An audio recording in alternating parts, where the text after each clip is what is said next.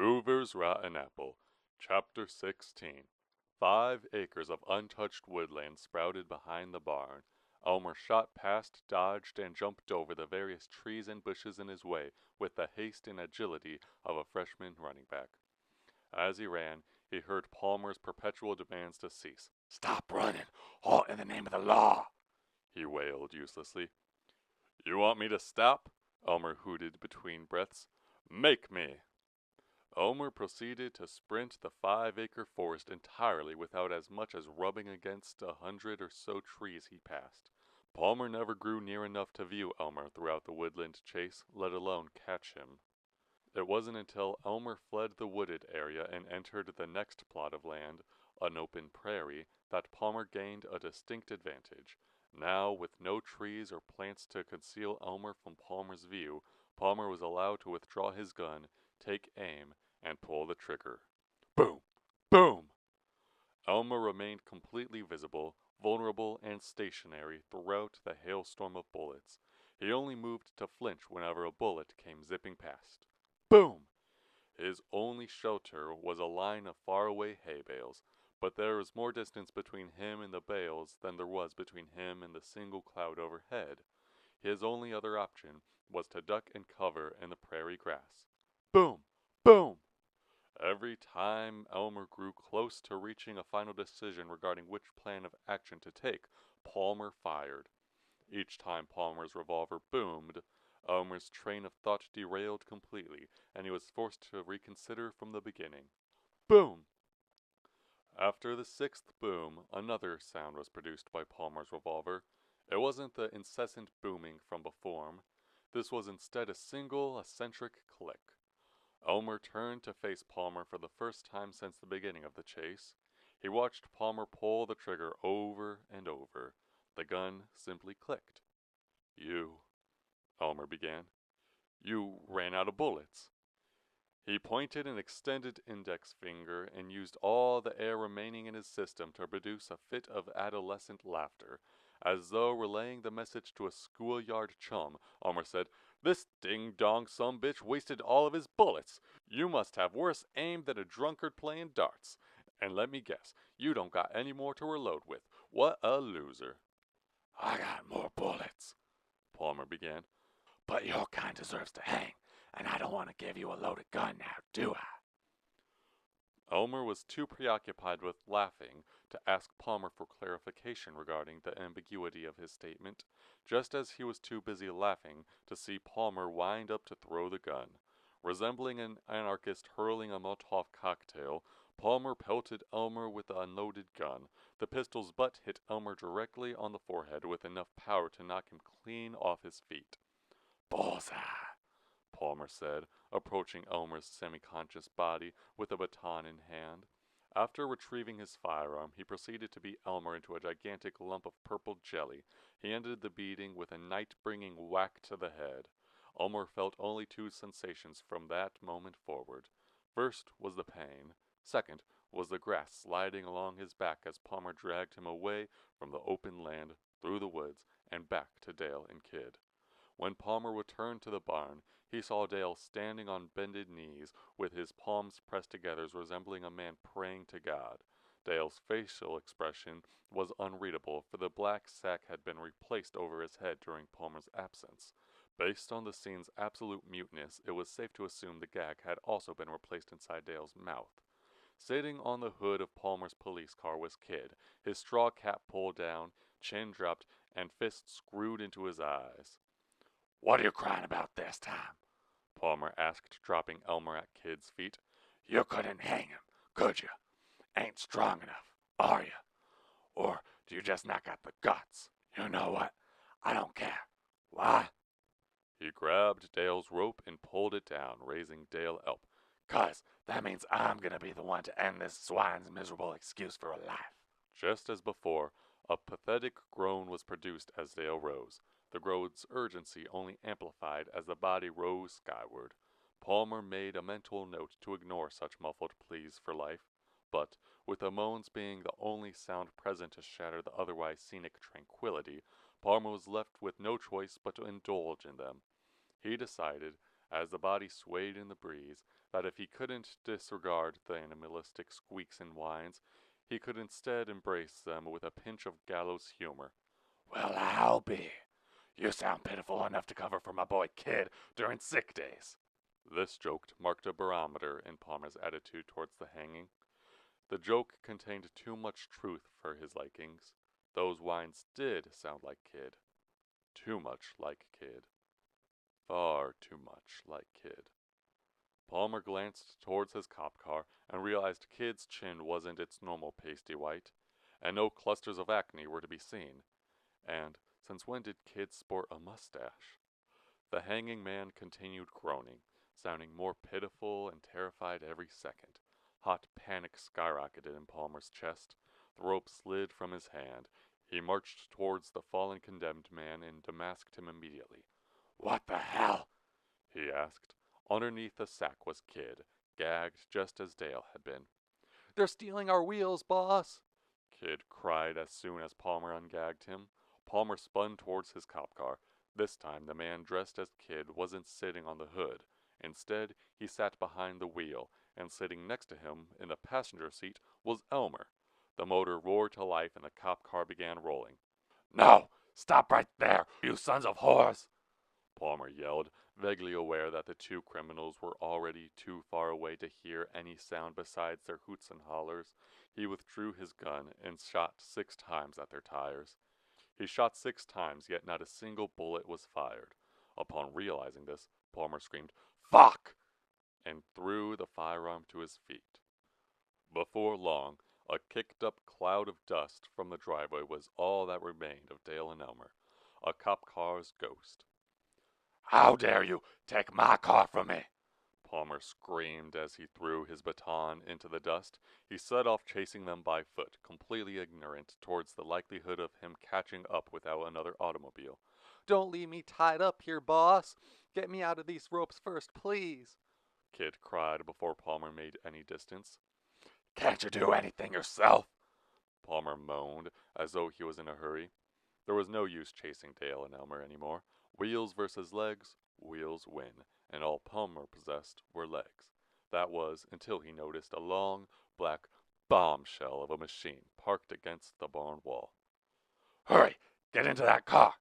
he demanded, only bothering to set free Kid's bound feet and neck. The two jumped into the black automobile and started her up. "We're gonna come out as number 1 after all, ain't that right, Kid? We're gonna get our car back and kill ourselves some convicts." "Whatever you say, boss," Kid said, excited simply because Palmer was. The raccoon in the back seat was excited as well. She was excited in the worst way possible. Palmer and Kid walked home shortly after. Palmer suffered a bite mark in the wrist and a blood flow which wouldn't cease for another hour. Meanwhile, Kid suffered a shoulder scratch and a dire phobia of raccoons, which lasted for years to come. All the while, Dale and Elmer drove further and further away. Chapter 17. Despite looking half dead, Elmer felt as alive as ever. His head hung out the passenger side window, and he howled with the carelessness of a dog as he and Dale sped away from the Irishman's car farm. "Yippee! We won! We won! Holy moly, we came out alive and on top! Can you believe it? Dale and Elmer won, Sheriff and Deputy Dip 0. How'd you even pull that off, Dale? Come on, spill the beans for Elmer." "Oh, it was stupid simple. See, back when I was working the magic shows, there would be 2 tricks I used to love performing. One where my stage hands would wrap me up in chains and ropes and the whole works until I resembled a mummy. Then they'd place me underwater, and I'd undo everything. That one was always difficult to watch but easy to pull off once I got the hang of it. The other was a switcheroo, where they'd stick one of my lovely gals in a box, put a cover over her, and then when they take the cover off, it would be me in the box and her on the outside. Very simple and very fun. What I did with that deputy was a combination of the 2 tricks, only it's much, much, much more difficult when the assistant ain't in on the trick." "Oh my gracious!" Elmer laughed. "I didn't know you had it in you. I thought you was some pee-wee goody two-shoes, but here you are tricking the sheriff into hanging his own son. And then you go off and snag his car. Priceless." "Yep," Dale murmured. To have a father hang his own son. Elmer made it sound so morbid. Dale shook his head and said, "Hey, Elmer, on a more serious note, did you happen to catch what the sheriff said about his sister Sissy? I couldn't hear straight with that bag over my head." "Oh, what did he say? What did he say?" Elmer hummed. "I do believe he was just blowing off some steam about how his sister died or something along that line. Some random mumbo-jumbo sorrow-grieving bullcrap. Nothing concerning ourselves." "You don't think he was accusing us of his sister's death, do you? Wouldn't that be terrific? First we embarrass him at the diner, and now he thinks we killed his sister. Or even worse, what if he's not the only one? What if everyone in Iowa thinks we're Hobo Crow? Can't you see it? Front page newspaper headlines. Escaped prisoners go on murderous rampage. Everybody'd believe it, too." Dale stopped to catch his breath. "Ain't you overthinking a slap bit too much, Dale? You're just tired, is all. We've had ourselves a longer day than most, and we're both due for some sleep anyhow. So, what do you say? Want me to start looking out for a place to crash? Maybe the sun will shine a bit brighter in the morning. Why would we pull over? Ain't no hotel or motel or even a bed and breakfast for us to stay at within a 500,000 miles. I say we put our full tank of gas to good use and make as much mileage as possible tonight, so maybe we can get out of the countryside and back in the city by morning." "No, no, no." Elmer shook his head. "You city slickers don't know nothing. We don't need no bed and breakfast joint in order to earn ourselves a comfy bed and a fillin' breakfast. What we need is some good old Midwestern hospitality. Now, you just keep your eyes on the road, and I'll keep my eyes peeled for a nice-looking farmhouse." "Elmer, I'm beginning to notice a theme in our little adventure." "Yeah?" "Yeah, we always end up following your lead, and we always end up getting in trouble." "Well, that won't happen this time. Just trust me." "But you've proved over and over again that you can't be trusted, Elmer. You always end up—" Elmer wagged a finger at Dale and said, no arguing, not this time, old sport. Just follow my lead and it'll all be A-OK." Dale's inability to conjure a valid response maddened him as much as his stubborn refusal to admit defeat annoyed Elmer. How could one argue with such ambiguity? Irritation hung over the two with the inescapable weight of lead-lined drapes. Dale could have whisked the tension away simply by saying, "Yeah, you're right, Elmer. I should just blindly follow you." But that would have been genuine proof that Elmer had whittled Dale down into submission. Before the uneasy silence invaded his sanity, Dale flicked on the radio. "Good afternoon, folks. It's a great day for great radio, and lucky for you, that's what we got here. I'm thinking about ending off the night with nothing shy of quality that's high. It's Rudy Valley singing 'Life is Just a Bowl of Cherries.'" From the radio fluttered a kaleidoscope of colorful notes and chords, dancing through the air with the gentleness of springtime butterflies. As though he was dipped in a warm bath of honey, all tension was immediately relieved from Dale's muscles and mind. The first time he said, "I love you," to Rita, their first kiss, their old future together, all the sweet memories waltzed across the landscape of his mind to the song's melody. He planned on marrying and growing old with her in a remote cabin, isolated from anyone wishing to bother them. She'd grow all their food in her garden, while he'd keep the house from crumbling and chop wood for winter. They would have no longer been able to perform magic, yet it would have been magical nonetheless. Their life would be just a bowl of cherries. And regarding his future with Elmer, Dale figured they couldn't stay ugly towards each other forever. Someday their silly squabbles would mean nothing. Every insult and jab would be forgiven and forgotten by and by.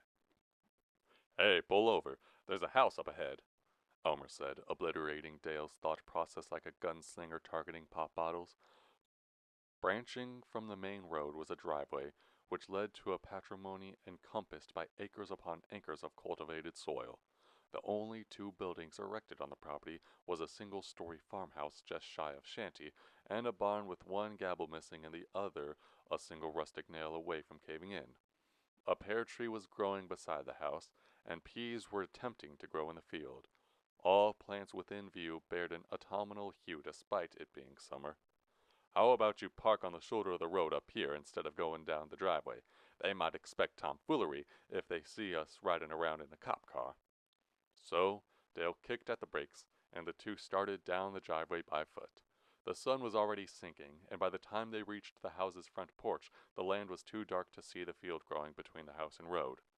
Nailed to the house's front door was a pine-colored plaque painted with elegant red lettering, Lowry Estate. Elmer raised his fist and pounded on the door. The booms echoed as loud as falling timber throughout the empty night. "Take it easy, Elmer. You want to break a hole right through the door?" Dale asked.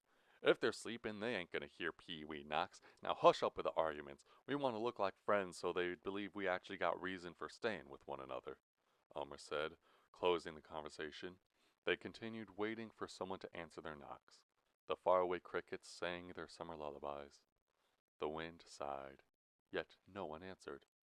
"Welp, this is just our luck," Elmer said wearily. "If no one's home, then don't mind if I just—" Elmer reached for the doorknob, yet just as his fingertips contacted the brass, the door swung open by itself. Standing in the entryway was an old man with an "oh boy, what do you want" glare. The man possessed bottomless wells for eyes, and Dale found himself lost in their darkness immediately. "What are you looking at?" Mr. Lowry's voice was an arctic drought.